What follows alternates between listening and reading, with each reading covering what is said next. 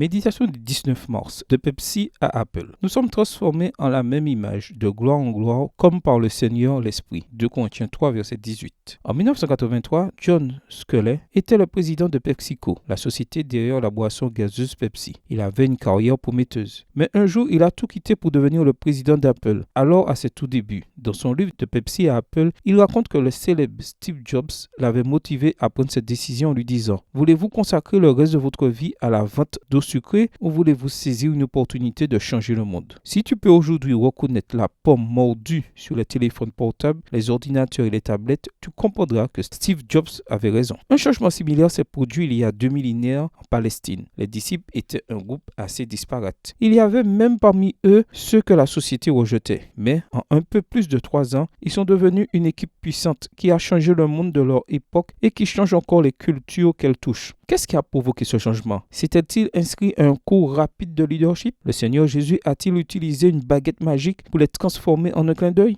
Non. D'ailleurs, peu de temps après la mort du Christ, les apôtres formaient encore un groupe d'hommes effrayés avec des différences personnelles les uns par rapport aux autres. Mais tout a changé le jour de la Pentecôte, lorsque l'Esprit Saint s'est répandu sur eux. Ils sont depuis passés d'hommes peureux, réticents et susceptibles à messagers courageux, invincibles et fougueux de Dieu. Quand l'Esprit de Dieu prend possession d'un cœur, la vie est transformée. On met de côté les pensées de péché, on renonce aux mauvaises actions. L'amour, l'humilité et la paix succèdent à la colère, à l'envie, au querelle. La joie remplace la tristesse et le visage reflète la lumière céleste. Personne n'aperçoit la main qui soulève le fardeau. Personne ne voit la lumière qui descend des parvis célestes. La bénédiction est acquise quand une âme capitule devant Dieu. Alors une puissance invisible crée un être nouveau à l'image de Dieu. Extrait du livre Jésus-Christ, chapitre 17, page 143, livre écrit par Ellen G. White. Et toi, te contenteras-tu de la vie que tu as maintenant ou veux-tu changer le monde?